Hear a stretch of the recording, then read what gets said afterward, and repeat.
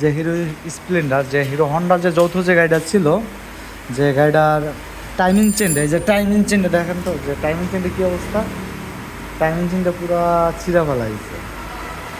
আর গাড়ির যে হেডে দেখলাম কী পরিমাণ যে মোবিলে, গাড়ির এক ফোঁটা মোবিল নাই গাড়ির মধ্যে, মানে গাড়ি তো এভাবে চালায় কীভাবে, যে গাড়ির যত্ন না করলে, যে কোনো গাড়ি হোক, ছোটো হোক বড়ো হোক, আমরা সব গাড়ি কাজ করি, যে যদি এটা বড় কাজ না বাজে তারপরে গাড়ির ওনার যে সে গাড়ি কাজ করে না, আর তাইতে তো খরচটা ব্যয়বহুল হয়ে যায়। আর যদি টুকটাক কাজ করা যে যেটা গেছে ওইটা, তাহলে তো খরচটা কম হয়, নাহলে 1 লাখে টাকাটা গেলে তো অনেক টাকা অ্যামাউন্টটা চলে যাবে।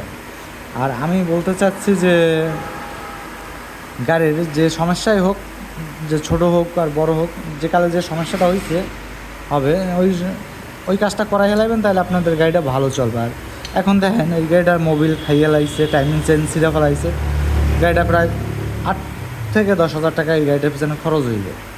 তখন এই যে খরচটা, এটা অনেক ব্যয়বহুল হয়ে যাইবে। আর আমার পেজটায় সবাই একটা ফলো দিবেন, আর যদি ইউটিউব থেকে দেখেন তাহলে ইউটিউব চ্যানেলটা সাবস্ক্রাইব করে দিবেন। আর আমার দোকান হচ্ছে বরগুনা রাজা motors and bike service centre.